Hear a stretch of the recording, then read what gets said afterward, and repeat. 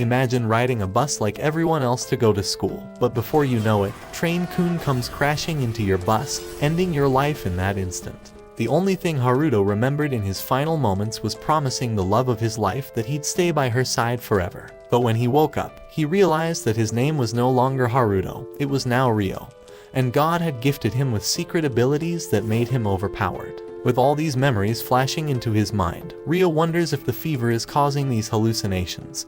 But a couple of guys interrupt his thoughts and enter the home with a giant bag, telling him that he smells like an anime convention before kicking him outside. While picking berries, Ryo continues wondering who this Haruto person was, but decides that it doesn't matter because he is Ryo, and his life mission is avenging his mother who was slain in front of him. After he was done eating the berries, Ryo put on his clothes, and a group of women came up to him, calling him a scrawny little ugly bitch.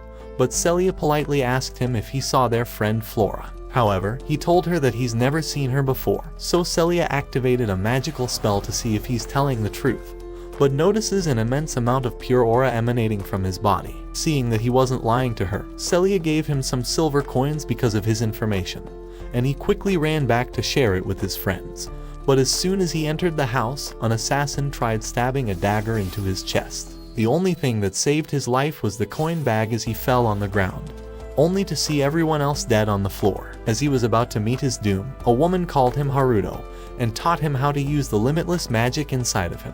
Using his magical aura, Ryo strengthened his body and pushed back the assassin away with a palm strike. He adopted a karate stance that he learned from Haruto's memories and kicked the assassin in the face after dodging his attacks. When the assassin continued to be aggressive, Ryo twisted his arm and broke it. Enraged from getting defeated by a kid, the assassin approached Ryo yet again, but he got slammed on the ground.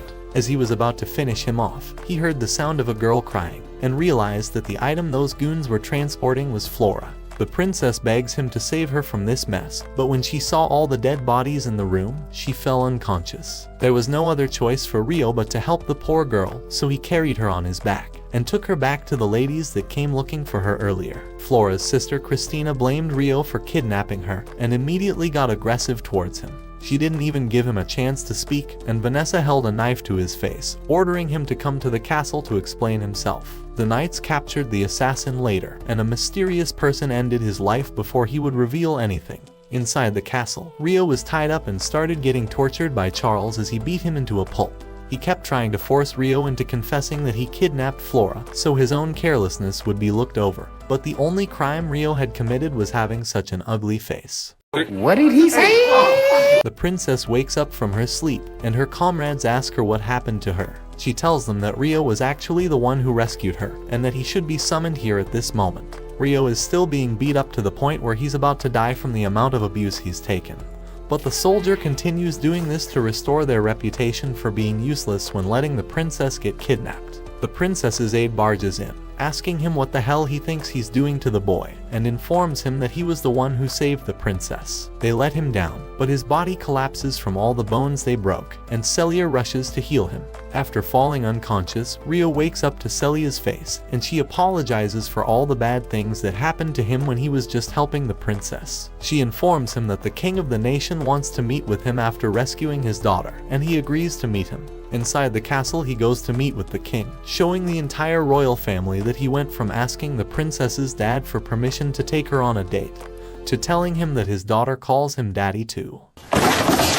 A few days pass inside the kingdom, and Ryo is ready to attend school along with his peers. But his welcome on his first day isn't the warmest and is bullied in the class by a certain brat that mocks the way he talks. As the school day goes on, his peers discover that he can't read yet and continue making fun of him. But Ryo doesn't give up easily, and goes to his teacher's room after school for some private tutoring. You know what private tutoring I'm talking about. After a few hours of studying, Ryo solves every single problem presented to him once he learned all the symbols. This is all simple addition after all, and he has all the memories of being a university student. Celia asks him if anything's been bothering him in school over a cup of tea, and he feels sad that he's being picked on already but shrugs it off and pretends that nothing is wrong. A few weeks pass during sword practice, and the instructor tells Ryo to come and spar with him after noticing his interesting form. Ryo demonstrates his unorthodox form, and rushes towards the instructor to battle him. His dojo lessons from his grandpa allow him to continue striking while keeping up his defense, but the kid continues making fun of the way he uses his sword. The instructor is impressed with Ryo's prowess and asks him if he has considered becoming a knight for the kingdom, but Ryo is the only one in the class who doesn't want to become a knight. Months pass and Ryo continues learning the language to catch up with everyone else in his class. After a short while, his intelligence surpasses everyone else's in the class, but his memories of his previous life continue flooding him, missing Mai-chan. Because in this world, the only thing he has is people bullying him. Ryo remembers Mai-chan being his childhood love, but being separated from her when his parents divorced. Then Haruto saw her once in high school, but she never came back again to school, as though she had erased herself from existence. Ryo's internal conflict grows, strengthening his resolve that Haruto is dead, and that he is Ryo, and will live through all of this. The next morning, the exam results are announced, and everyone is surprised to find a homeless orphan scoring a perfect score along with the princess. The brats who don't deserve a name continue bullying him, calling him a cheater because he's too stupid to do as well as a princess. The princess's friend defends him, calling them jealous sore losers, and Celia backs them up by asking him for any evidence of Haruto cheating. They head off after being ashamed in front of everyone, and Celia later tells him how worried she is about the way the kids are bullying him. Ryo asks her if she experienced a similar treatment growing up, but she tells him that she at least had friends when growing up. Ryo tells her that he will also be fine, because he has Celia as a friend after all. Celia blushes like a typical anime girl, telling him that she doesn't mind if she's his friend, but he continues asking her to repeat herself because it's making him break up. I beg your pardon? After all, he knew he would easily have his own harem from playing the sponsor of today's video, Azur Lane, the greatest side-scrolling RPG shooter game in the entire world, and would make all the ladies break up every time he wanted. Because with the stunning anime-style visuals, you would experience the game's story through various chapters and stages, and access an extensive and diverse cast of characters and over 600 plus shipgirls to choose from. You could experiment with different fleet formations, exploit enemy weaknesses, and even engage in challenging boss battles. And for this holiday, you would get a new set of live 2D skins featuring popular shipgirls and bunny girl costumes. These adorable skins showcase dynamic actions and movements, with intricate details and animations that bring the characters to life. From playful twirls to charming gestures, these live 2D skins add a new layer of depth and personality to the shipgirls. So what are you waiting for? Click the link in my description to join the beautiful world of Azur Lane, and head into battle with the hottest anime girls. Because while you'll be crushing every single enemy, Ryo would remain an ugly, filthy, wretched, fuck-faced loser. Their relationship strengthens, and Celia promises that she'll always hug Ryo if he's ever crying from all the bullying. Ryo tells her that it'll be perfect for comforting him because she's so small after all.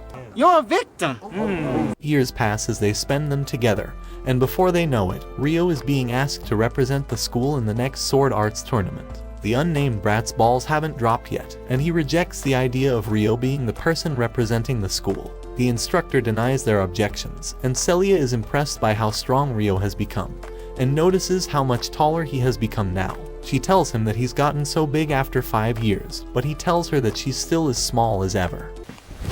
Emotional damage! After drinking a cup of tea, Celia asks Ryo what he plans on doing after graduating, but he tells her that he plans on leaving this country because there's no place for him here. This saddens Celia, especially because he's helped her clean this place up and always cheered her up when things got hard. Ryo apologizes for having to leave, but reminds her that she will soon be getting married, to which Celia rejects the idea of getting married anytime soon. He tells her that she should start thinking about it soon because she might end up growing old, but then tells her that she'll always be small in the important areas, so it doesn't matter after all. Celia wonders where Ryo's adventures will take him, and his only wish is to get to the country where his mother used to live before her death. Celia notices him spacing out in sadness, and wonders what could have gone on in his life. The tournament day arrives, and the first defender of the academy happens to be Ryo. The brat tells him that no one is expecting anything out of him anyway, but that he should avoid shaming the academy with his sword skills. His opponent appears on the field, and it happens to be no other than the man who tortured him meaninglessly when he was young. The battle commences, and the soldier wonders if he's mocking him. The knight fights all out, using his entire strength because he's been demoted since that incident 5 years ago. But his anger only causes him to rush out and compromise his position in the process, allowing Ryo to knock his sword into the air and finish the match. The soldier becomes a sore loser and tells them that he just wasn't trying and will be more serious. But the referee yells at him to take his loss as an honorable knight instead of a wimp. The night after the tournament, a mysterious man drinks with the soldier, prying him for information. He asks him who that student was, as he was the only one to win a match while his peers all got destroyed. The soldier reveals that Ryo was the one who saved the princess 5 years ago, and this captures the mysterious man's attention. The next day, Celia is excited to congratulate him for how well he battled, but sees Ryo walking towards a woman that confesses her love to him, and wonders how she truly feels about him. During his classes, Celia teaches everyone about using lightning to control magical power.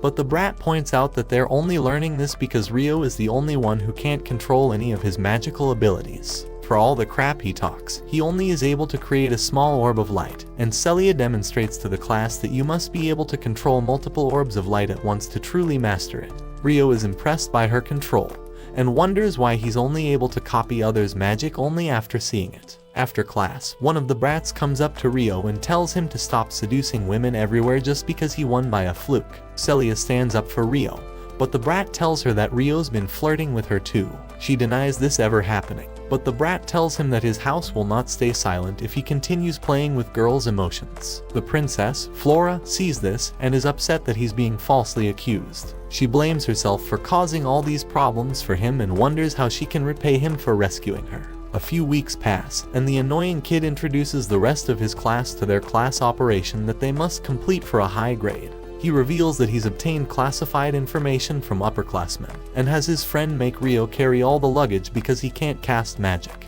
Ryo accepts without objecting, but Flora feels bad for him and asks him if she could help him carrying it. Ryo stays a chivalrous man, and Flora feels bad for Ryo constantly having to deal with all of this again. Goblins come to attack them, but the students fend them off without any trouble and make fun of Ryo for being the only one who didn't do anything yet again. But what they don't know is that Ryo is the only one who is able to notice the creepy man watching over them. As they reach the end of the path and think they are finished, they see a giant cliff before the finish line. But before they are able to understand their situation, a group of orcs come and launch their spears at them. Ryo parries one of their strikes, but the brat gets slashed in the foot by one of their spears. The brat runs towards one of the students who pushes him off into the princess. Flora falls off the cliff unexpectedly, and Ryo dashes towards her with his full speed, diving in and knocking her back onto the cliff to save her life. The orcs continue battling against the students, but they group up together to take care of the enemy in their way with their magical abilities. They eliminate the first horde of them and celebrate, but Ryo wonders if he would be able to join them since he didn't take any fall damage using his mysterious magical abilities gifted to him. The students blame the brat for pushing Flora off the cliff, but the brat tries to blame Ryo for being the one who pushed him and makes up a scenario to put all the blame on him. The rest of the students believe his story, even as Flora attempts to stand up for him. Ryo realizes that even his wishes for graduating from this academy won't come true, and as Flora attempts to clear Ryo of any of the blame, a giant beast comes flying above, blocking them from their exit. All of the students group up again and use their magical ability, but the giant monster knocks all of their magical weapons away and dodges any of their attacks. None of the students stand a chance against him, and as they run away to avoid their death, Flora is the only one staying back to heal one of her fallen peers. The beast comes from behind her, ready to finish her off. But Ryo comes in to slash the monster in the last second. With his magical ability, he enhances his speed and agility, allowing him to slash towards the monster and dodge all of the attacks coming in his way. The monster jumps to the sky to prepare a strong slash, but Ryo dodges it and continues his attack to hold the monster off. Ryo parries all of the blows coming his way.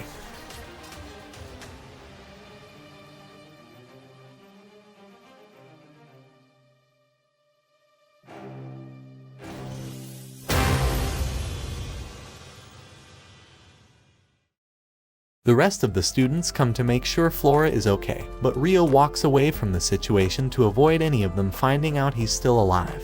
The creepy man flies from above, thinking that this is an interesting development and that he's never seen a kid using the secret spirit arts. Later that night, Celia goes to meet with the headmaster, but hears him conversing with the brat's parents. The headmaster understands that Ryo likely didn't do anything wrong, but decides to pit all of the blame on Ryo to save the royal family's reputation even if it's falsely accusing him. At night, Celia worries that she'll never see Ryo again, but he knocks on her door and comes sneaking in. Celia runs towards him, hugging him and telling him how worried she was about him. She tells him about the false charge they've put on him, but Rio understands that no one would acknowledge his truth because he's just a homeless orphan. He thanks Celia for being the only person who was always there for him, and tells her that she was the only person who he wanted to say goodbye to before going to his parents' homeland. Even if they're separated, Rio tells her that he will send her letters under the name of Haruto, and gets up to leave. Celia asks him if they'll meet again, and he tells her that he will definitely come back for her. She bids him a safe trip, and cries as she patiently waits for all of his letters. During that night, the father of the brat commands a girl called Latifa to find Rio,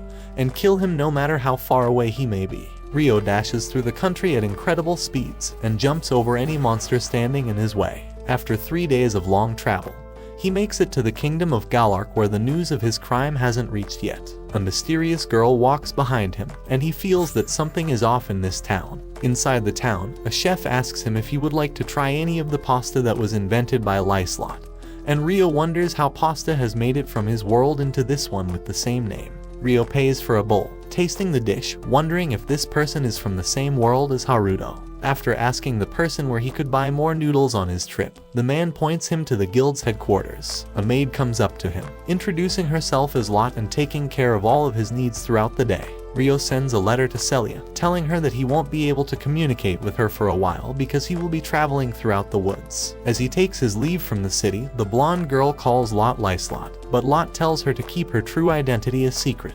Rio continues running through the forest until he finds a child laying down in the middle. He bends over to make sure she's okay, but she turns towards him and throws a poison fang towards him, nearly knocking him unconscious before he neutralizes the poison. The cat girl rushes towards him at blinding speeds, and he barely dodges her strikes while activating his physical enhancements. Her speed multiples as she also enchants her physical ability, and she launches towards him with her dagger, but he continues knocking her off of him and dodging her. He sheaths his sword, and uses his superior martial arts to knock her down in her place, holding his knife to her neck, but she starts crying and tells him that she doesn't want to die. The girl begins crying for her mother, and he knocks her unconscious with his spirit arts. After tying her up, he notices that a collar of submission has been placed on her, and wonders if he could dispel it from the magic he's learned. He activates the dispel magic with his hand, and the collar comes breaking off.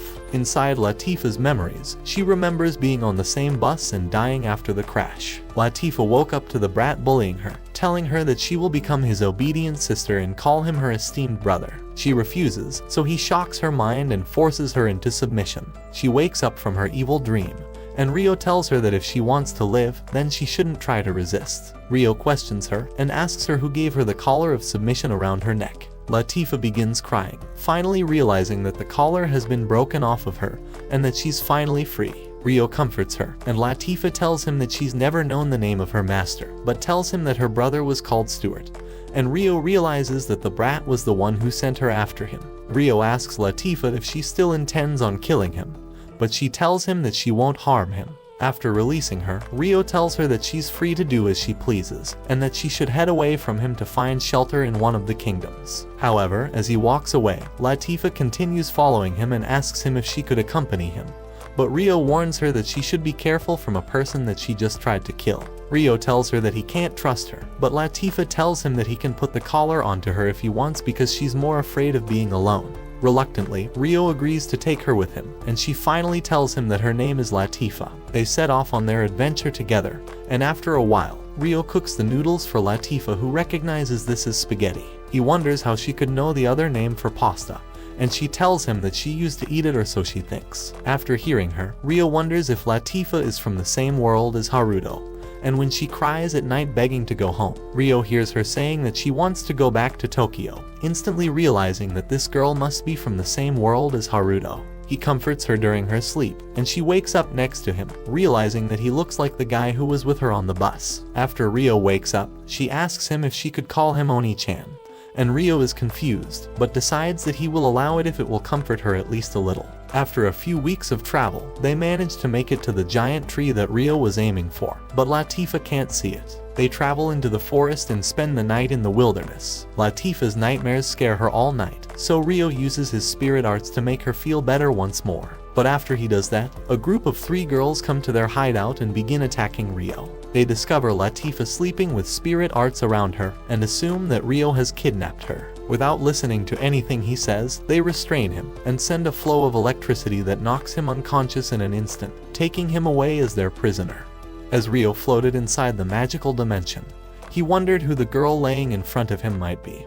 But she doesn't know her own identity either. However, she knows about Rio's real identity, saying that his real name is Haruto. He asks her how she knows about his past life, so she reveals that she's connected to him, and that she belongs only to him. Soon enough, she tells him that he'll find out, and hugs him before disappearing. Mi's voice begs him to wake up, but after he does, Latifa runs in and hugs him in tears. An elder of the village comes to apologize for the way they treated him, and all of the girls get on their knees to apologize. After setting him free from the locks, the elder explains that he will be meeting the other elders of the village tomorrow, but leaves so he can rest for the night. The following morning, Rio heads to the center of the World Tree and meets with the 3 leaders of the village. They apologize for the way they mistreated him and wish that he could find a way to accept their apology. His only wish is for them to take care of Latifa, so he asks if he could stay with her for the meantime. And all the villagers agree for him to stay living among them. Before he went on to leave, the Lady Dryas appeared, the spirit of the World Tree. After getting closer, she noticed the spirit living inside of him, and wonders if he's been unable to use magic, as spirits tend to suck all of the magic ability out of a human. Rio realizes that he's been constantly unable to use magic because of that, so the Lady Dryas holds his face, and tries investigating the spirit inside of him. She says that he has an incredible amount of bodily fluid inside, and wishes she could taste it, but backs up when she realizes there's a person-shaped spirit sleeping inside of him. They are the rarest types of spirits to exist, and the elders reconsider whether they should begin treating him like a saint, one of the highest titles bestowed onto a human. One of the beast girls shows him back to his place, and Latifa begins showing him how amazing their new house is. One of the girls wonders what rooms he wants them to sleep in, and reveals that the 3 of them are going to be living with Rio. Ursula comes by and confesses that it was her plan to have them live together. After all, it will help him learn about their village traditions. And for Latifa, she will be able to make close friends who can look over her. Seeing the point in her words, Rio gladly accepts to begin living with them, and wishes for them to live happily with each other. As months passed, Rio began learning the spirit magic of their village, and spent all of his time learning their culture, whether it was through farming with them, mending metal, or even sparring amongst them. The seasons began passing until a year passed with them living together until the Grand Spirit Festival approached. The Lady Dryas appeared to commence the festival, but in the distance, a griffin carried 2 men deep into a dragon's cave. Rias came back with an egg, telling the new soldier that he will be carrying this egg so Rias can continue piloting the griffin. As they took off, Rias looked in the distance and saw a swarm of wyverns flying behind them. Back inside the village, the Lady Dryas kisses both of them on the head to complete the ceremony.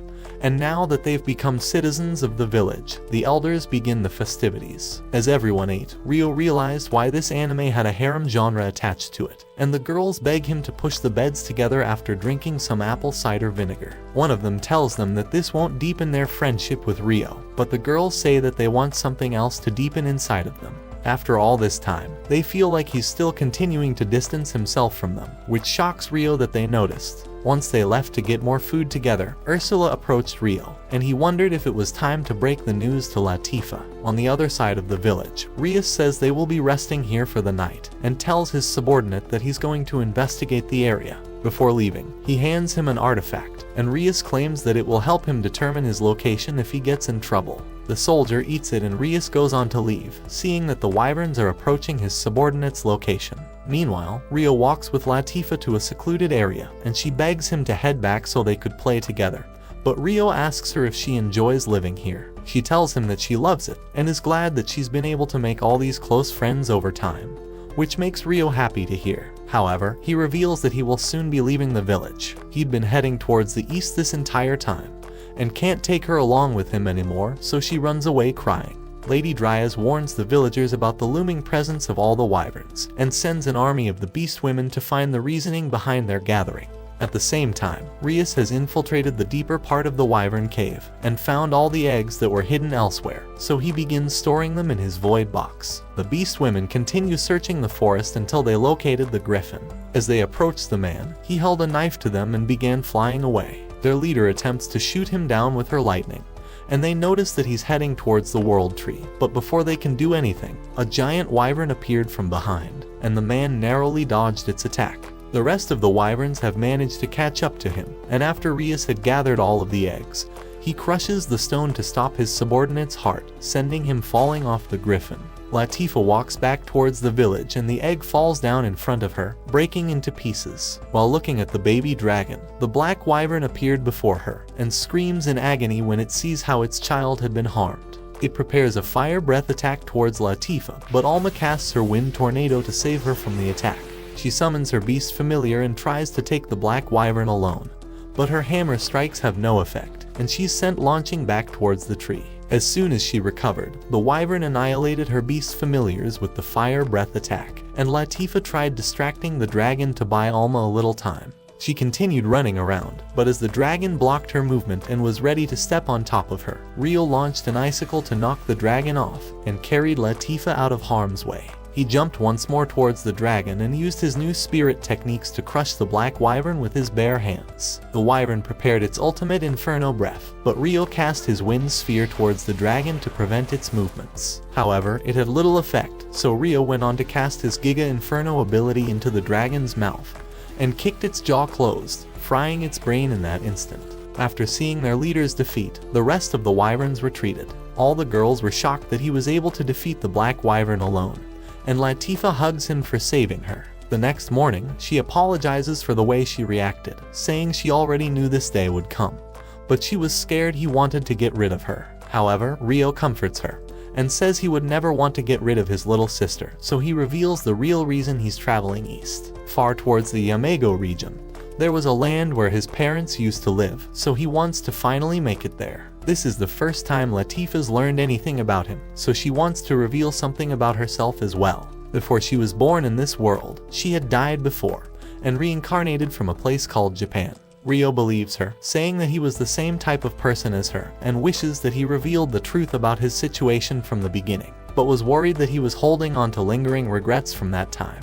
She wonders if those regrets reappeared, and Rio confesses that he would be lying if they didn't, but he's sworn to become strong in this world to make up for them. She promises that she'll also become stronger for him, and will be waiting until the day he returns. A week later, Rio prepares to take off, and the dwarf leader bestows him with a sword and a cloak he created from the black wyvern, giving him the ability to conceal his powers. But even though the cloak looks thin, it has the highest defense stat out of all armors in this world. All of them give him presents, and while Rio has no idea how he's going to carry all of them, the final elder gifts him a space-time cache, a national treasure item, and they thank him for saving their village. With his new space-time cache, Rio stores all of the gifts and promises that he will come running if they ever need help.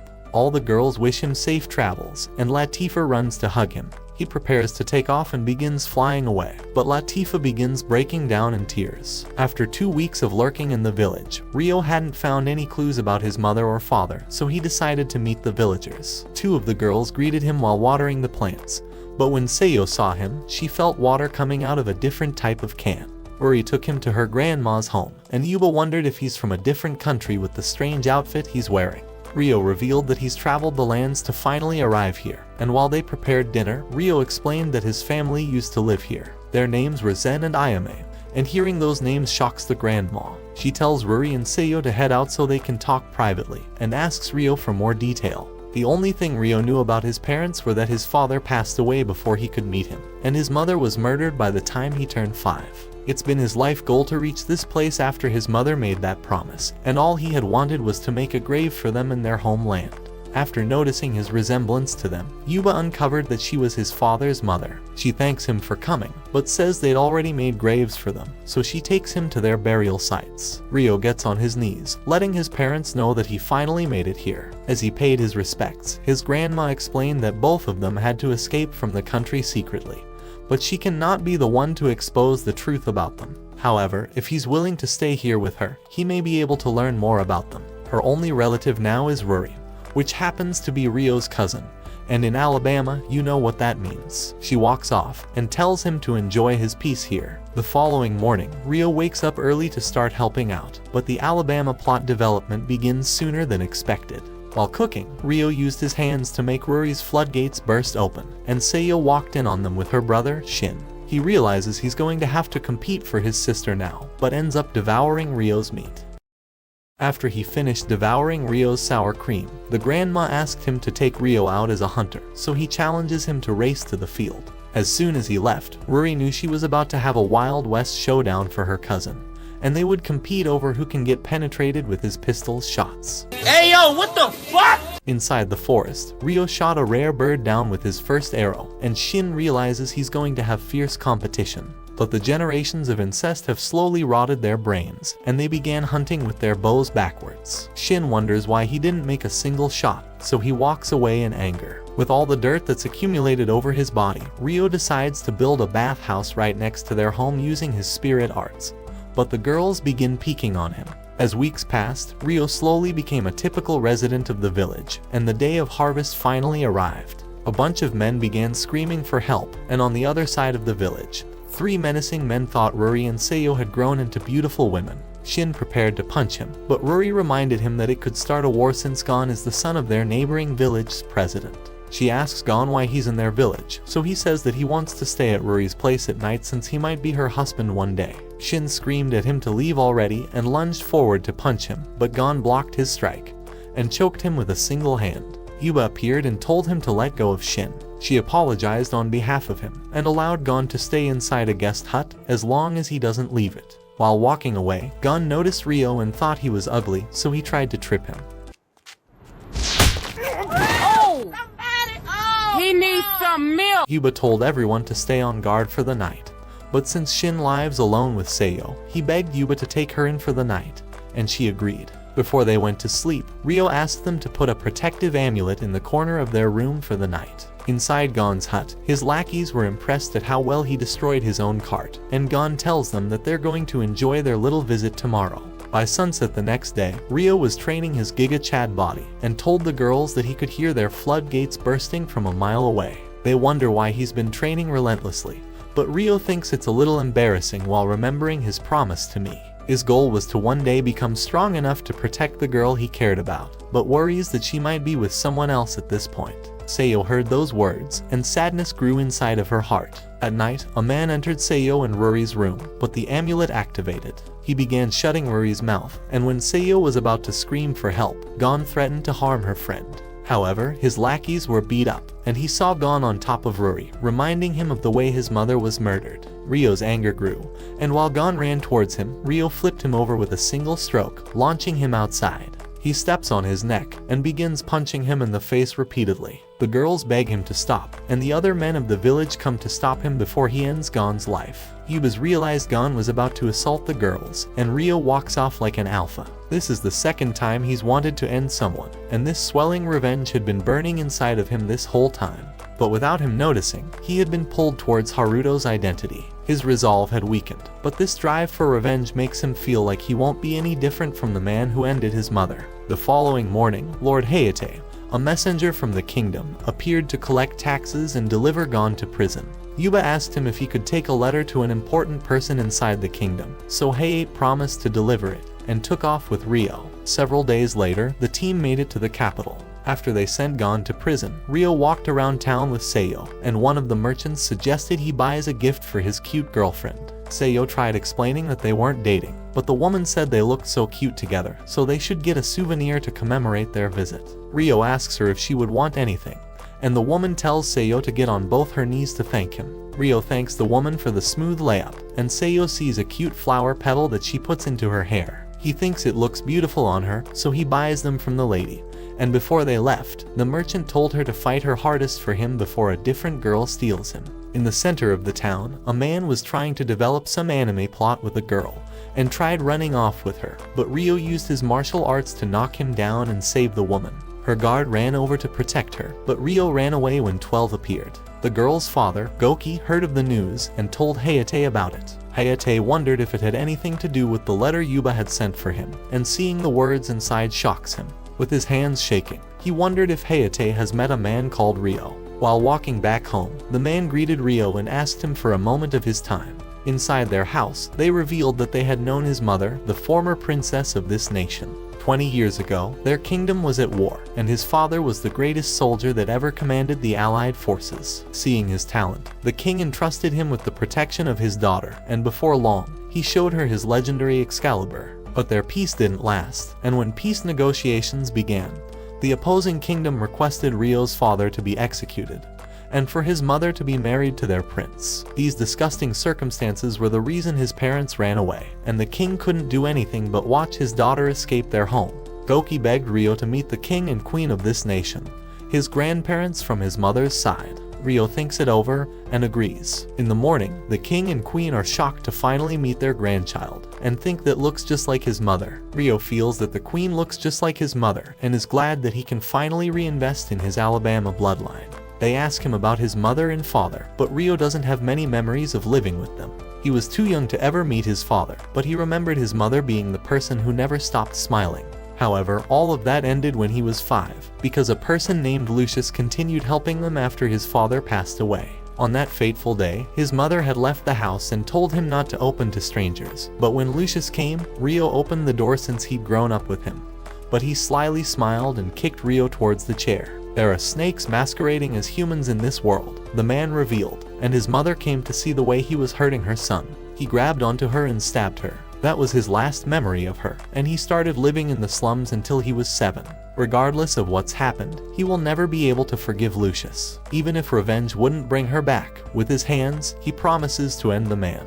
His grandfather understands his resolve, but wishes for him to train for a while under Goki. He's the strongest warrior in the entire nation, and hopes that this will prepare him for his fight with Lucius. Inside the manor, both of them prepare to spar against one another, and Ryo leaps towards his opponent to strike down. Goki evades in the last moment, and they strike against one another. None of Goki's strikes are able to pierce through his defenses, so he prepares a magical energy attack. This is his secret technique, the first blade air slash, and Ryo defends it with his water magic, blinding his opponent to rush forward and end the match. The king is impressed and thinks that training won't be necessary after all, but Ryo thanks them for their consideration, and hopes to one day introduce them to his cousin. All of them head back to their village, but when Ruri wondered where Ryo went, Seiyo pointed towards his family's grave. In order for Ryo to continue living, he can't run away anymore, so he promises to accept what's ugly inside of him to protect those he cares about. As the seasons began changing, Ryo understood that he needed to leave the village soon,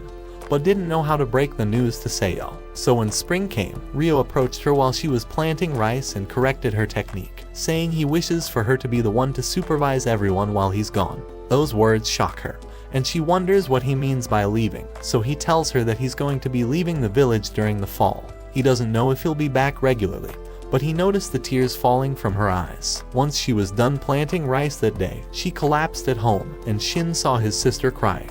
He asked her if something happened, and wondered if it was Ryo who caused her to cry. She told him he didn't do anything wrong, but she's sad because he'll be leaving the village soon. After that, Shin tried to cheer his sister up by bringing her gifts, but all she could think about was how to become stronger so she could accompany Ryo on his travels. By day, she would work and stare at him, and at night, she would practice her swordsmanship techniques just to become slightly stronger. Before long, the annual festival was finally here, but while everyone was enjoying their time together, Seiyo asked if she could have a moment of his time. The real reason she called him here was to confess how she felt, and says that she's in love with him. Those words left Ryo speechless, and he apologized, saying he can't return her feelings. She asks him if it's because they're not blood related, but he tells her it's mostly because he'll be leaving the village soon.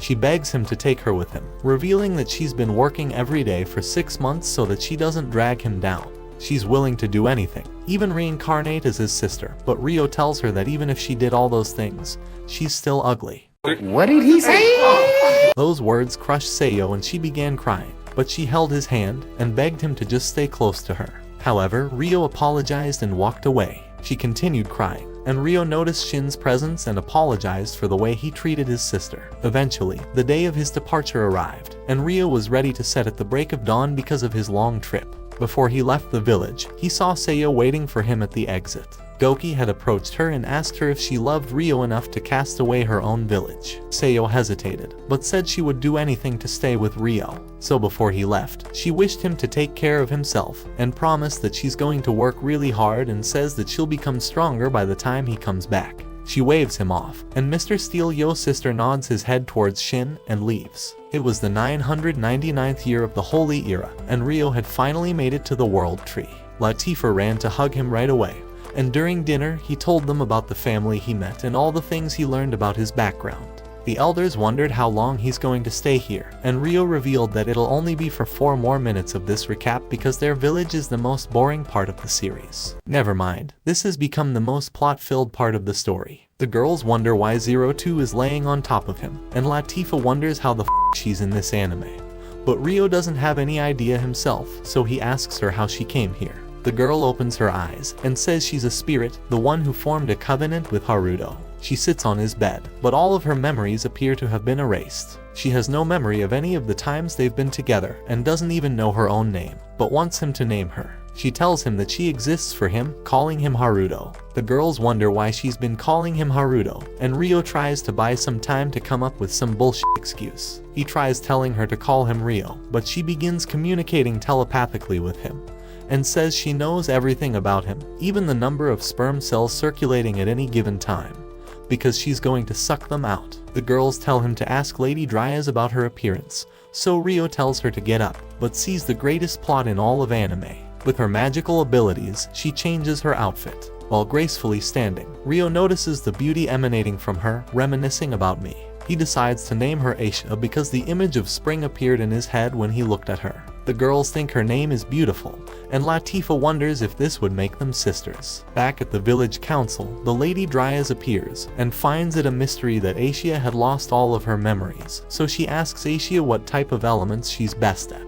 Aisha says she's mastered all of them, especially the sloppy toppy technique, shocking the entire room. To demonstrate her ability, they head outside so they could determine the power of her abilities. Rio throws a rock to begin the match. Immediately, Aisha vanishes towards him, and he narrowly evades. Her kicks match Rio's techniques, and she parallels all of his movements in close combat, so he backs off to build some distance. He leaps towards the sky to try his aerial tactics, but her strength nearly breaks his arm off. As soon as he landed, he casted icicles towards her, but she disappeared and reappeared behind him, casting her own icicles towards him. She continued mirroring all of his techniques, so Rio eventually casted a tornado. However, she casted one spinning in the opposite direction, and the Lady Dryas ended the match before they destroyed the village. They now believe that Aisha truly has mastery over all the elements, but the Lady Dryas says she will begin teaching Aisha how to control her powers. The elders welcome her to their village, and she thanks them.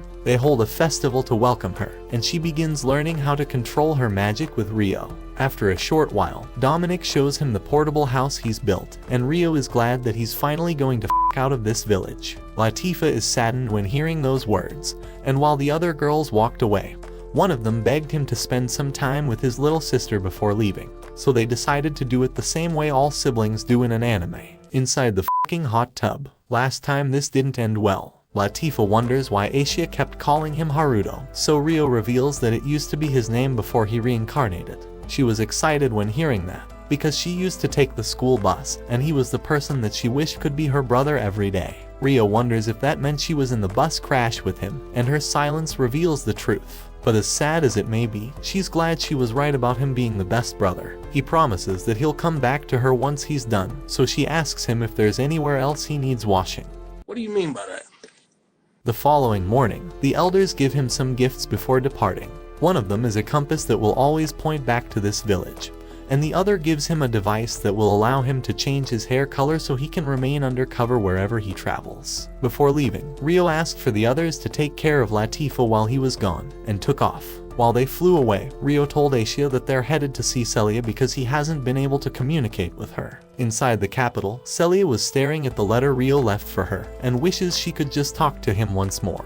But Charles has finally found her, and asks her if she's been preparing for the night when they will finally be united. In the year 1000 of the Holy Era, Rio was finally back inside the town he grew up in, and activated the device so he could change his hair color. Throughout the night, he tried sneaking into the school he used to attend, and went down to the basement so he could enter Celia's study room.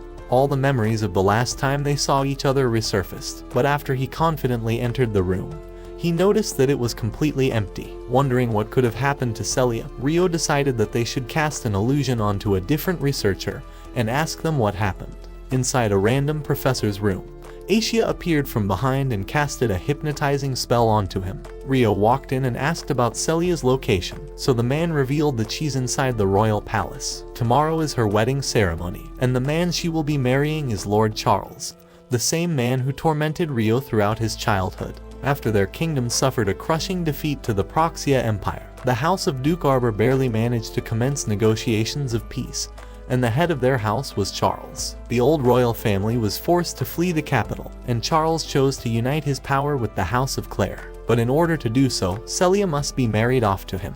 After extracting all the information he was looking for, Haruto left and wondered what to do about her political marriage. Their only option would be to infiltrate the castle to meet with Celia just one more time. So Asia told him she will locate her room. As Rio looked down, he noticed all the security, but managed to sneak around towards her room. Inside, Celia prepared to become someone's property for the rest of her life. She opened her drawer, and her last wish was to see Rio just one more time. But after all these years, she had lost hope in ever seeing him again, and drew the letter towards the flame. The door creaked open, and Rio told her to be quiet, revealing that he had finally came to see her, just as he promised. Without a second thought, she ran towards him and hugged him, feeling like it's not a dream anymore. He told her that he missed her, and she noticed that he's grown taller, but Rio said she's just as flat as ever. No, that one there was a violation. Personally, I wouldn't have it. She screamed at him for still being a bitch after all this time, but she's glad to see how strong and gallant he's become. She began preparing tea so they could drink it just like they always used to, but Rio asked her about the marriage, wondering if it's truly something she wanted, especially since the man she's going to marry was Charles, the evil man who tortured Rio. She tries to pretend that she's wished for this marriage, saying that Charles is chivalrous and kind towards women, but Rio knows she's lying. However, she yells at him to marry her instead if he thinks she's lying, and to take her somewhere far away, and to spend the rest of his life with her. Those words shock Rio, but she goes on to say that she was just joking, and begs him to forget what she just said. She tells him not to come to the ceremony because it would be embarrassing, and tells him to leave before the guards arrive. She drags him out of the room, and collapses after she closed the door. Once he left the castle, Celia thought she was glad that he kept his promise, but she knew that she couldn't let him get caught up in this. Above the castle, Rio began wondering how he could discover the true purpose of this marriage, and Asia promised to help him.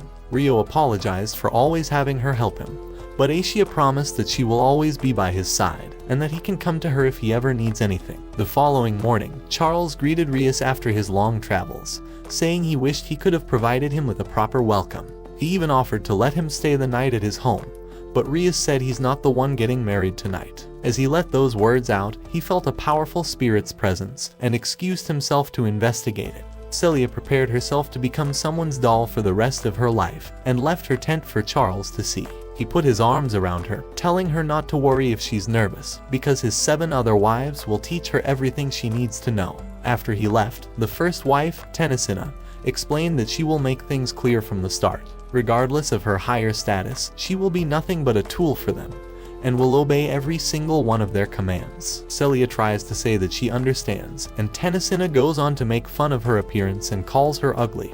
But Celia continues trying to hold a smile on her face. The maid runs to inform Celia that Princess Christina has arrived, and Christina notices the awful attitude the other wives were giving her, so she asks to have a private conversation with Celia. After Cinderella's stepsisters left, the 2 girls began drinking tea together. Christina is glad that they've finally met one another again, but apologizes for how incompetent her royal family was. It was all their fault that Celia was forced into this marriage, and feels sorry that she stole her smile away. When she attended the academy, there wasn't a day that Celia didn't smile, but now she's like a bird locked inside a cage. So Christina promises that if there's anything Celia ever wishes for, she will do everything in her power to make it possible. Charles walks around with Alfred, the strongest warrior in the entire nation, but says it's unfortunate for him. Now that Charles has gained the supreme ruler position, he will control the entire military for his marriage, and tells him to know his place. The wedding finally began,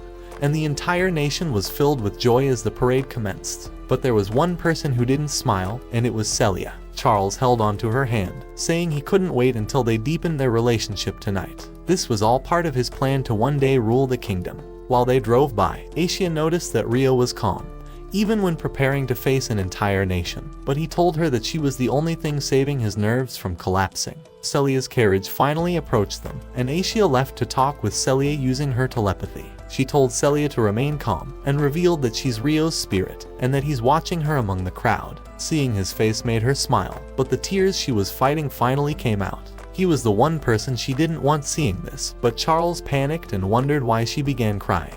She told him that so many feelings swelled up at once, and that she was overcome with joy about their marriage becoming a reality. As she looked back, Rio had disappeared, and none of her communications reached Asia. She wondered if all of it was just a fantasy. This will be her new life, and she's going to be a doll forever. But as she reached out to hold his hand, Rio came running among the crowd. He began knocking all the guards out of his way, and even though the entire military tried blocking him, he casted his wind magic to blow them all out of his way.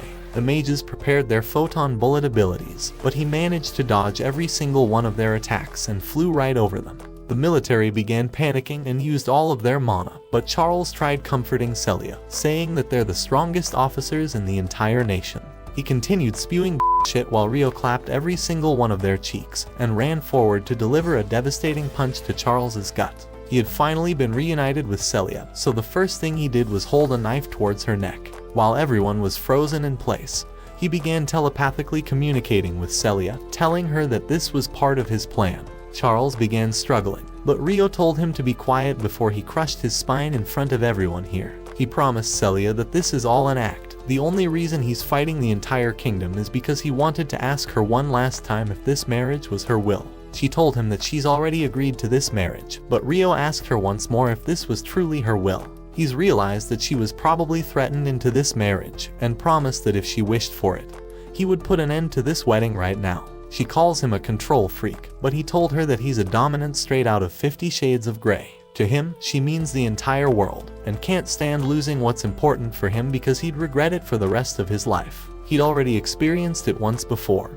and knows that he can't ever get back what he's lost. There's still time for her to change, because the future he sees for her will be one filled with misery underneath a selfish imbecile. He asked her once more if this marriage made her happy, and she went on to say that her own feelings may cause problems for everyone else, so she doesn't know if it would still be right. Rio doesn't know the right choice either, but if this wedding was truly the right choice, then she wouldn't have this sad look on her face. He promises once more that he'll make her wish come true as long as she doesn't give up. She asked him what he would do if she didn't want to get married, so Rio revealed that he would take her and run away from this kingdom.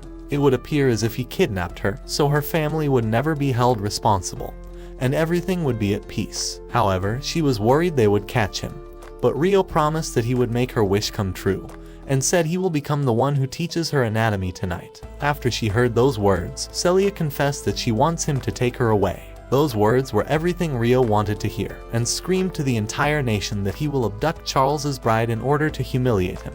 He hugged tightly onto Celia and leaped into the sky. Her father was worried about her, but she tried smiling to let him know that she would be fine. Charles commanded the troops to run after him, but Alfred came from behind to stop them from breaking formation. However, they didn't listen to his words since he wasn't in charge, and Rio was able to jump over all of them with ease. Alfred told him that he fell right for his trap, and called him an idiot for not predicting that from the beginning.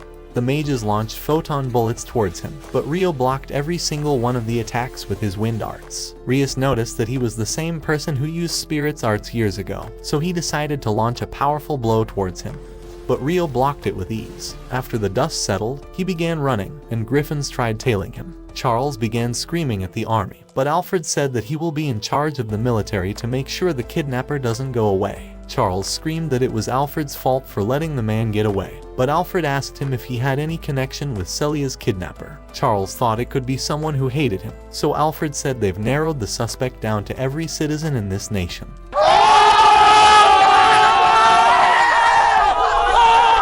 Charles got clapped and screamed at Alfred to take care of this issue already. Rios wished he could get involved in this interesting turn of events, but with everyone's caution, it would be suspicious if he managed to slip away. Rio continues running over the homes, and warns Celia that he will be running faster to escape the griffins. She thought the vibration from his leg strokes were rough, and told him that he can go faster just for now.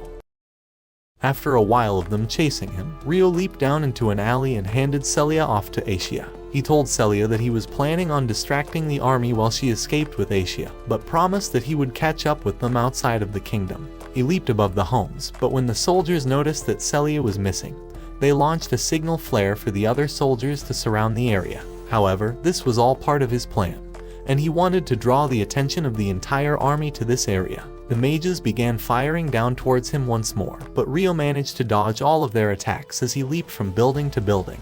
The soldiers from below tried preventing Celia from escaping, but Rio leaped down and began knocking them out one by one with his legs. The rest of the army appeared, and the griffins continued raining their magical attacks toward him. While he was distracted, 2 soldiers tried fighting him, but Rio took care of them with ease and began holding off their entire army. After he'd eliminated everyone standing in his way, Alfred appeared, and Rio remembered exactly who that man was. He told all of the troops to clear the area before they were harmed, and faced off against Rio. Immediately, he rushed forward, but he barely managed to hold off Rio's attacks. Even with his speed, Alfred wasn't able to land a hit onto him. But Rio noticed that his sword was enchanted with a powerful spell that shook the ground beneath him. His superior martial arts allowed Rio to gain the upper ground, but he continued barely surviving. However, Alfred took a step back and rushed forward, nearly piercing Rio's eyes out with his speed.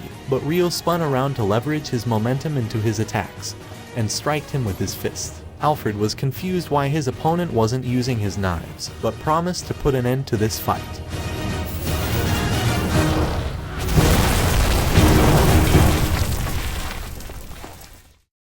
The only thing that remained where Rio stood was rubble, and Alfred knew that his strike would have burnt him to a crisp. But he had an odd feeling that his strike didn't make contact, so he sent the rest of the soldiers to look for him. Meanwhile, Celia was worried as she waited for Rio, but even Asia hesitated because of the gloomy air. However, Rio appeared, and Celia began running towards him but tripped onto him. Rio said her fall would have had more cushion if she grew in the important areas. Even though he roasted her, she was glad that she was finally going to live dedicated by her own will. But after she let those words out, magical beams began gushing towards the heavens from every part of the world. Asia felt a piece of her returning, and begged Rio to go and help the people waiting there. A group of 3 had landed in this world, and noticed that their cell phones had no service. A giant thug appeared from behind them, and they took them away inside their carriage to sell them off as slaves. Rio made it to the scene and asked one of the merchants if he's seen a similar device somewhere. But after he lied by saying he didn't, Rio heard girls screaming Japanese inside the carriage. They begged him to help them, so Rio neutralized every single one of the men standing in his way, and let the girls out. The last one was stuck in a different carriage, so Rio went to break the lock. The one person who turned towards him was the same person he'd made that promise to. It was me, the girl he'd devoted his entire life to meeting. Because in the previous world, Haruto and me had been neighbors, and even though they separated on the day Haruto's family were moving away, they had promised to marry each other when they were older. However, by the time they got to high school, me had dumped his sorry ass, but when one loser named Takahisa tried escorting her home, Satsuki appeared to ruin his hopes, reminding him that he was betrothed to her already. As they left the school together, ignoring Haruto's pathetic face, they had met Haki and Masato. When Satsuki began suggesting they celebrate their entry into high school, magic circles had surrounded them. So as Takahisa and Satsuki were teleported away, Haki, Masato, and me were teleported together. It was at the same time that magical beams were gushing towards heaven from every part of the world, and when Asia sensed me's presence, she had immediately asked Rio to save them. At the same time, Masato and the girls were wondering where they were, but when Mi tried using her Google Maps, she realized that her phone had no cell reception. It was at that moment the ugly giant appeared behind them, but Haruto had followed Aishi's directions to find them. When he first arrived at an area of spatial magic and had spotted a cell phone, he wondered what was happening. However, Haki and Masato were being dumped inside a cage with other slaves, but when Mi tried asking the leader to release them, she realized the ugly wrong combo-eyed freak didn't understand her words, and dragged her off to be his new wife. Luckily, Rio had noticed the smoke from their camp and decided to check it, but when they pulled mats over the cage, Rio asked to know if they saw anyone who dropped the phone.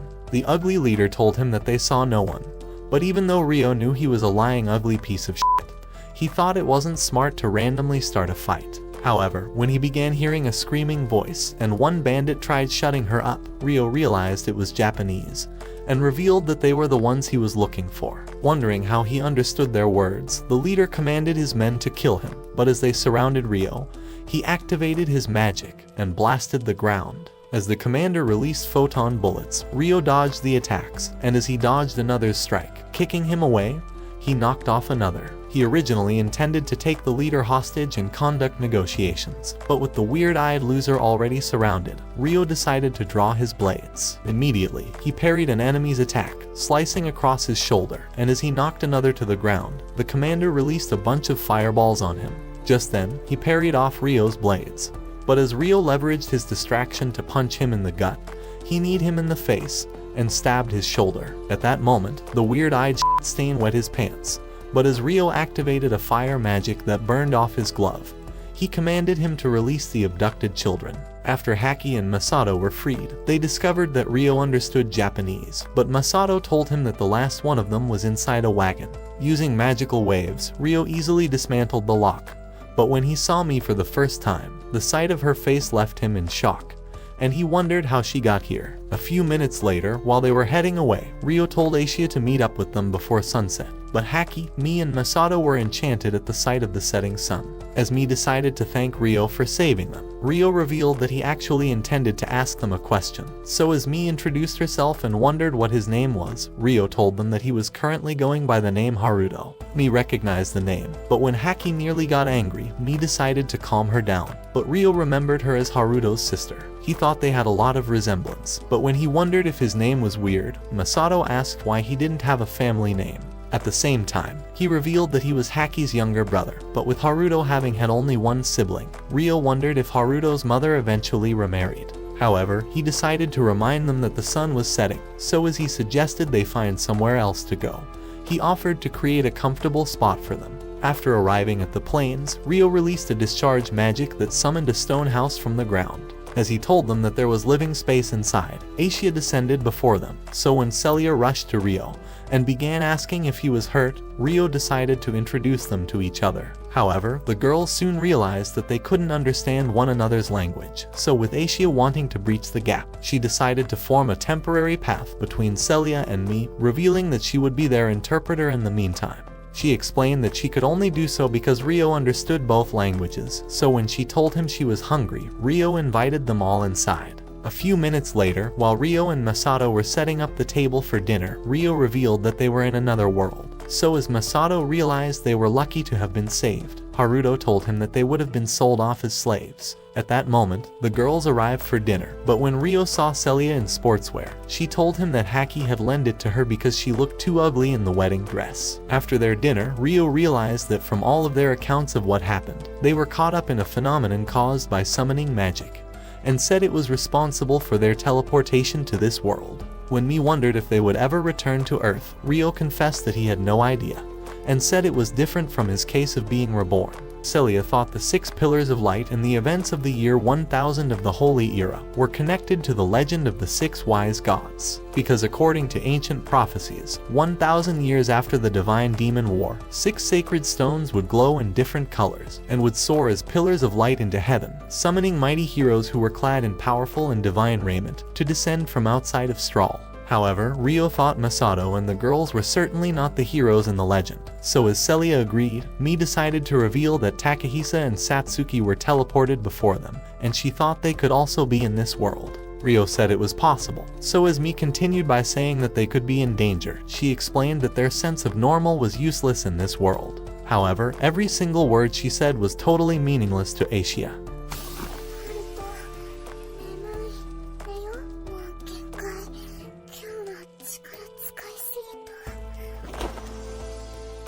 As Celia's floodgate was released, she tried asking what they were doing, but Aishia said she was replenishing her magic. However, her words only made Celia feel worse, but as Aishia revealed that she always slept with Ryo. I beg your pardon?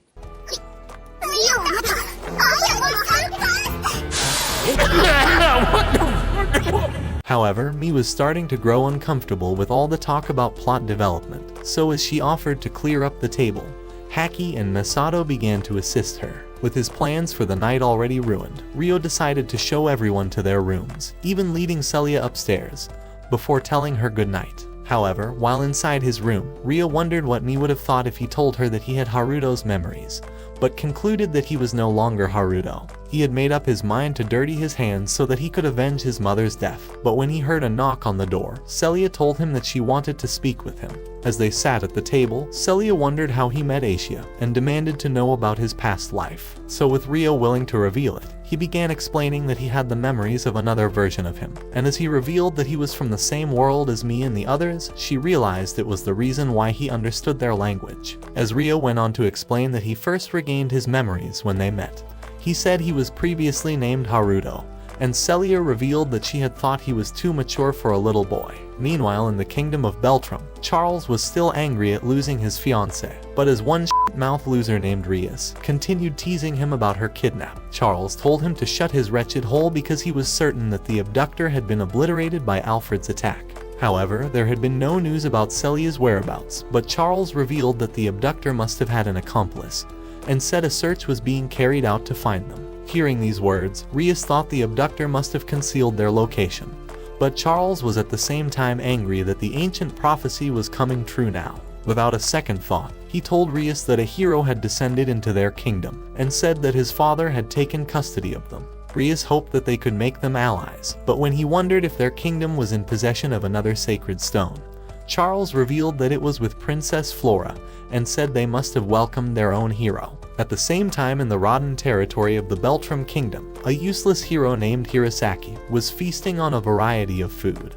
But when the Lord began saying that it was an honor to invite him to his home, he promised to fulfill all his desires. Hearing these words, Hirasaki began observing all of their faces, and as he thought he must be in a world of web novels, he remembered that he was teleported while scrolling through such stories. When the Princess Flora appeared before him, her guardian had introduced himself as Duke Gustav, but Hirasaki thought he must be in the prologue of his own Isekai. As Flora wondered if he was the hero, and explained the prophecy left by the 6 wise gods, Hirasaki realized that his katana must have convinced them. But even though he thought he was getting a flimsy storyline, he concluded on playing his role as a fake hero. Wanting to come out on top, the sleazebag began accusing them of abducting him with the stone, and demanded to know if he could return to his world. But Gustav called it a misunderstanding. Meanwhile, after they arrived outside a town, Ryo suggested they change their hair colors, as he hoped they would blend with the rest of the people. So when they entered the town, Celia and Mii thought it was lively, and after arriving inside Rika Guild, a girl named Chloe welcomed them. While the girls were shopping for clothes, Ryo was investigating around town, but got no leads at the end of the day. So after they returned home, he revealed that he heard nothing about Satsuki and Takahisa, but affirmed that the heroes had arrived just as prophesied by the legend of the 6 wise gods. With Haki desperate to find them, she began saying they needed to search immediately, but Ryo told her that they first needed to understand the language and customs of this world. Knowing the perfect people to assist them, Ryo revealed that they were the people of the spirits, but Asia was already hungry for some of Ryo's meat. The following day, as Ryo was about to leave for the spirit village, Mii told him to be careful, but Ryo asked Asia to look after them. As he released a discharge magic that summoned an ancient stone, he activated teleportation and vanished before their eyes. Before long, he appeared at the spirit village, but as he advanced closer, Latifa rushed to embrace him, welcoming him back.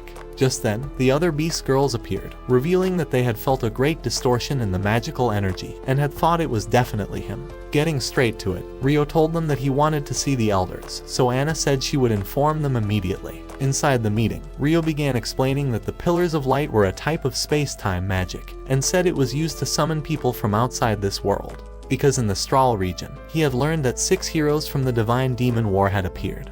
But when Granny wondered why he was certain about it, Ryo revealed that he found 3 people from the other world. These words shocked everyone, but when Granny wondered if they were heroes, Ryo told her that they were too useless to be one, and said he found them far away from the light pillars. However, they had been with 2 summoned heroes before they were transported, so as Ryo continued by explaining that they were merely caught up in the summoning, Alpha realized that Ryo could communicate with them. Deciding to reveal the truth, Ryo admitted that he understood their language, and said he lived in their world in his previous life. However, it was an entirely different story he didn't wish to reveal.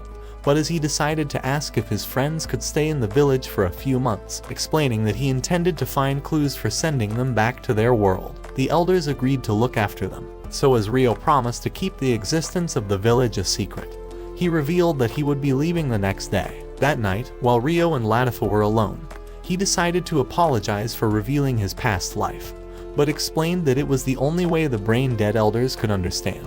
When Latifa wondered if she should also reveal her secret, Rio told her to save her boring-ass story. But as he noticed she was sad, he began telling her that she would always be special to him, and reminded her about his previous life. As he explained that the person he loved the most as Haruto was in this world, he said that even his little sister was teleported here, and even though he had not revealed that he had Haruto's memories, he thought they were better off not knowing. After all, he was no longer Haruto, so as he asked Latifa to not reveal the details of his past life to anyone, he said he wanted to keep it as their secret. The following day, as he was ready to leave, he revealed that he would be back in 2 weeks, but Latifa was already missing his huge bone inside her. As he decided to take off, the girls waved him goodbye, but Rio was glad to finally leave the scrawny flat-ass bitches. Meanwhile, in the capital of Beltram, King Francis began telling Lyslot that the sacred stone in their kingdom had summoned a hero, so as he revealed that he intended to invite ambassadors from neighboring kingdoms. He said he planned to hold a soiree to present the hero. As he asked her to deliver his invitation to the ambassadors, Lyslot accepted, but with the king having discovered that the heroes introduced themselves with their family name first, he thought they must have all been summoned from the same land. Wanting to show Lyslot their hero, he asked Charlotte to show her the way, and within a few minutes, they had arrived at the hero's room. However, when they went inside, Lyslot realized the hero was Satsuki. Inside the forest, Rias had created a group of revenants, and as he commanded them to search the forest, he told them to find anyone who had a large quantity of magic. Meanwhile, in the stone house, Celia was teaching Masato the straw language, but his worthless brain didn't understand squat. At the same time, Mi and Haki were making lunch, but when Mi wondered if Rio would return soon, Haki wondered why she couldn't stop talking about him, as Mi tried saying that she had faith in him, and thought he would do everything he could to send them back to their world. Haki wondered why the fuck she was so comfortable around him. Realizing this bitch certainly got a problem, Mi began saying that Rio was a kind person, and as she revealed that she liked him because he bore the same name as Haruto, Haki told her that Haruto was a complete ass, and said he was too useless to be compared to Rio. However, when she realized she was getting angry, she headed outside to cool off, but when she began wondering if Mi still loved Haruto, a revenant appeared at that moment. Just then, Mi arrived outside, but as they saw the monsters before them, Mi suggested they head back immediately. However, the lead monster penetrated the barrier, but as it began running towards them, Aishia blasted it away. At the same time, Celia and Masato felt the rumbling outside, but when Masato wondered what it was, Celia asked him to stay inside. Outside the house, Aishia realized the revenant was still alive, so as she explained that it must have been drawn by the barrier's magical energy, she remembered that Rio had asked her to look after everyone. Determined to obey him, she blasted another monster, but Celia repelled the last one. However, the monsters remained alive, but as the leader tried to attack again, Rio landed before him, knocking him down with his sword. As he apologized for taking too long, he realized the monster was resilient. But as he asked Aishia if she knew how they began to exist, she told him that she didn't. Wanting to end them quicker, Rio offered to take on the leader, so Aishia rushed to the others. As the leader tried escaping, Rio landed before it, and as he dodged its attacks, kneeing it in the gut, he began wondering if it understood his words. But as he decided to end it, the revenant mouthed a few words to him before dispersing, leaving only a rare stone. At the same time, Aishia revealed that she had killed the other demons, but when Rio remembered the monster's words, he realized it had begged to be killed. On the other side of the forest, the revenants had rendered a group of adventurers unconscious, but as Rias noticed that the last group had not returned, he thought they must have been killed off. However, he realized it would only delay his plans, and concluded on making a larger army. Meanwhile, in the spirits' village, Latifa was wondering if she was better off revealing her secret to Mi and Rio's other friends, as she thought it would make them important to her. Just then, Rio appeared with the group, but while they were still fascinated at being teleported, Latifa rushed to welcome Rio. As Sarah and the other girls arrived to welcome them, they bowed down to honor Asia, but when Masato wondered if she was a goddess, Rio told them that the beast people worshipped high-level spirits. At the same time, Celia was happy to finally meet her ugly rival, but when Latifa told her she was also happy to meet her, Haki, Mi and Masato realized she could speak Japanese. With Latifa excited, she affirmed so, saying that she had memories from her previous life. But as she nominated herself to be their Australian teacher, Rio wondered what this flat-ass bitch was doing. As Latifa explained that she had revealed her secret to the elders and the Beast Girls, she told him that she wanted to help him, so with Rio having no other choice, he decided to accept. After they entered the village, they discovered that the elders had thrown a welcome party for them. So as Liam said they were happy to have them. Nell tried saying that they looked the same as humans, but Granny told him to get lost with his craggy, useless, wretched face. All through that night, they drank PG grape juice, but when Masato noticed that an arizashi was one of the dishes, Latifa told them that she made them. The following day, Celia found Rio training, but when he noticed her, she wondered if he could dig into her hole harder than he did with his sword. What do you mean by that? As they sat under a tree, Rio began saying they could finally deliver a letter to her parents. But she thought he was overtaxing himself, knowing he was working hard to return me and the others back to their world. She said she wanted to support him, but thought she was only a useless burden who was continually getting in his way. Rio told her that she was only a half burden, and as he said he really wanted to save her, he explained that he would gather information on the heroes after he helped her to deliver her letter. So later that day, as they were ready to leave, Latifa and the others bid them goodbye. And Mi gave Rio a special meal she made for him, saying it would feel the same as eating out her meat. So as they took off into the sky, Mi hoped they would return safely. Meanwhile in the Beltram capital, Lyslot was inviting Hirosaki to the king's party, saying that she was sent as the king's envoy. But the simp was enchanted by her beauty. Thinking he would get a chance to hit, Hirosaki agreed to attend, and said he wanted to see her again. At night, Rio and the girls eventually arrived at Celia's home, so as she told them that there was a secret passage in the garden, she said only the family knew about it. As they hid behind a bush, she revealed that the entrance was at the fountain, but Rio thought they would be spotted by the guards, and suggested they activate their spirit arts. At that moment, a guard appeared to check the bushes, but Rio and the girls had already turned invisible, so when Celia pointed at the entrance, Rio opened it instantly. Inside, Celia lighted a lamp, but as her father's magical lamp began to glow, Rio told them that their presence had been detected. At the same time, Roland opened a secret door, but as Celia placed the letter on a table, she began hearing her father's voice. By the time he entered, he only noticed her letter, but they had already made it outside. After he discovered she was apologizing for running off, Roland began running towards the garden, screaming for her, but as he discovered she was gone, he hoped to see her again. At the same time, Rio wondered if Celia wanted to see him, but she said she would rather stay away, so as she thanked him for bringing her home, Rio promised to reunite her with her family. The following day, when they arrived at the market, Rio realized that the city was lively, but as they soon noticed that Asia was out of sight, they found her eating at a stall. When Rio tried paying for her meal, the man revealed that she actually stole it from a man's plate, and explained that the unconscious loser got paid a huge sum of money for preparing a ship for the hero. As he went on to reveal that the hero was being invited to a presentation party, he said they had set out already. Inside Duke Kresh's territory, the worthless hero was in a meeting with the lords and Princess Lyslot, and after she revealed that they had spotted a dangerous dragon, she said that they would have to abandon the town and evacuate the citizens. Wanting to play hero, Hirosaki decided to ask Lyslot what she intended to do, but she told him that she would be returning to her country. With the simp having nothing better to do, he offered to follow her, and Duke Huguenot thought he was too useless to stay anyway. However, Hirosaki promised to protect the princess with his long sword, summoning his weapon before their eyes.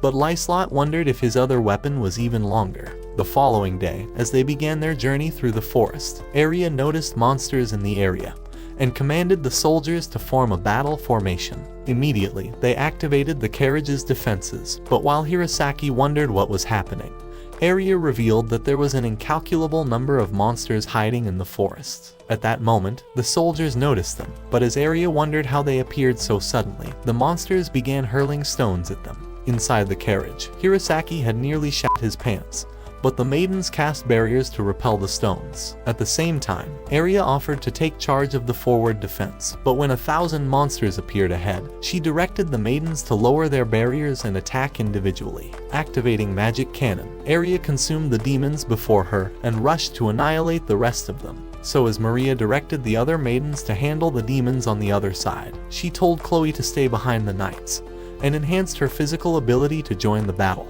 All the while, Rias was watching them from above, and as he noticed Aria, he concluded on exploiting their defense weaknesses. Meanwhile, Hirosaki was growing restless inside the carriage, so when a heavy weight landed on top of it, the scaredy pants decided to summon his blade and headed outside with Rona. Having no other choice, Lyslot decided to follow the loser, but activated a magic barrier. As she came across the useless coward, he wondered if they could win the battle, but Lyslot thought they would make it through. However, Hirosaki was getting sick of this crap-ass world, and wondered why he was so useless even as a hero.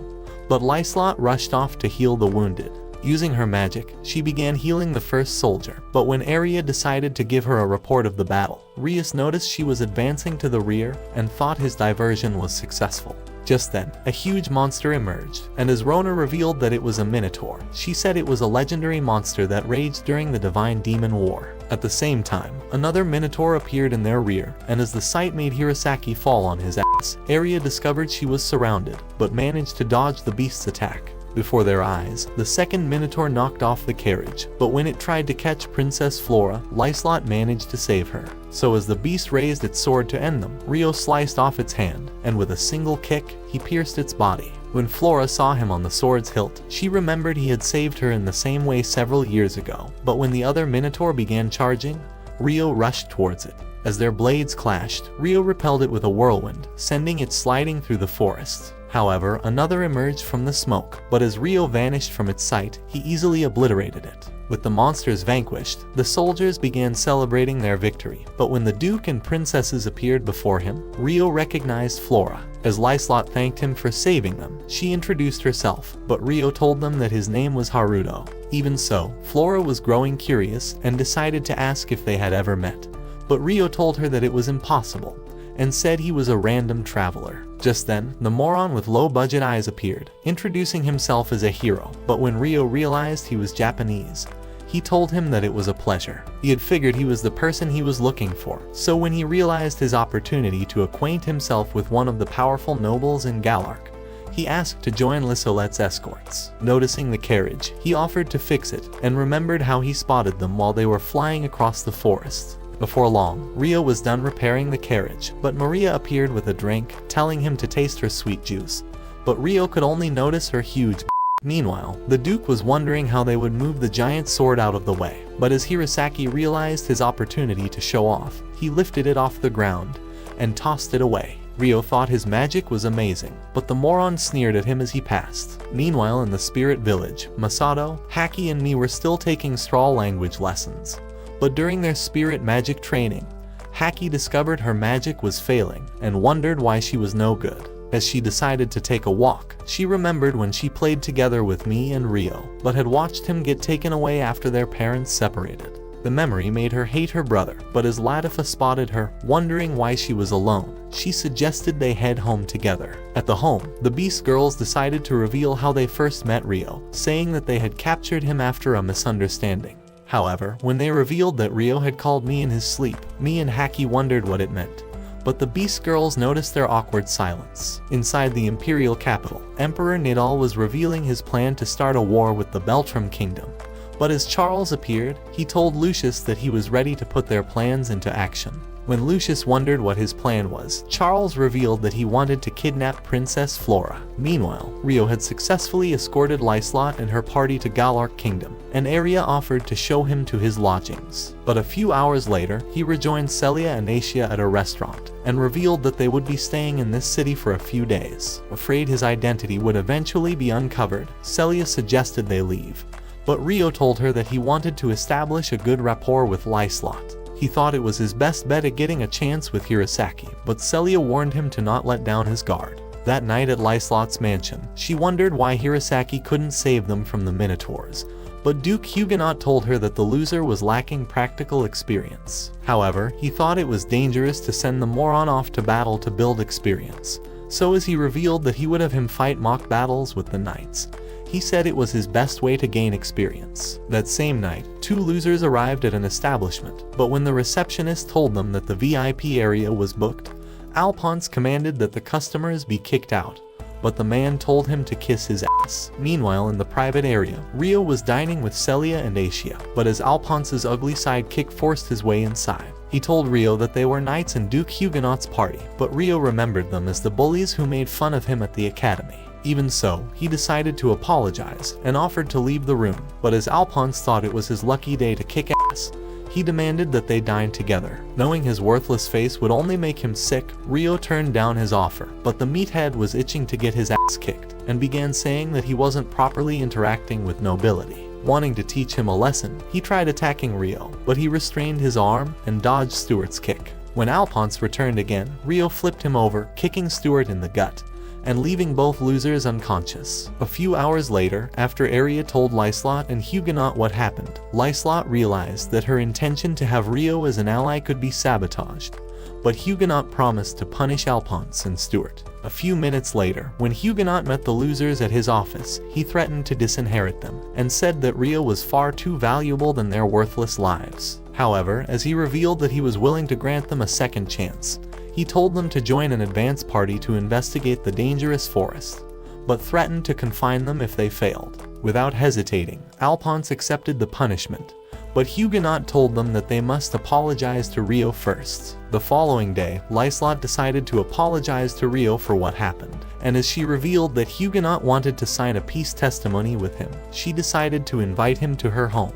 A few hours later, after they arrived inside her mansion, Huguenot summoned Alphonse and Stuart for an apology, but as they bowed to the ground, Alphonse was still angry at Rio. A few minutes later, while they were having lunch, Rio decided to ask about the second hero who arrived at Galark, so as Hirosaki revealed that she was a lady, and that she would be introduced at a soiree. Lyslot told him that her name was Satsuki. Hearing these words, Rio remembered that Mi had told him she vanished first into this world. So when he realized she was the one they were searching for, Lyslot revealed that a third hero would also be coming. At that moment, Rio realized he had his work cut out, and knew it was only a matter of time before he found Mi's friends. A few days later, after Alphonse arrived at the forest with the advanced party, he continued getting angry at the thought of Rio, and grew determined to prove himself. However, when the commander told them to prepare for a monster's attack, Lucius emerged from the bushes, and they realized he was an enemy. Watch this next video. Till next time, my fellow legendary plot masters.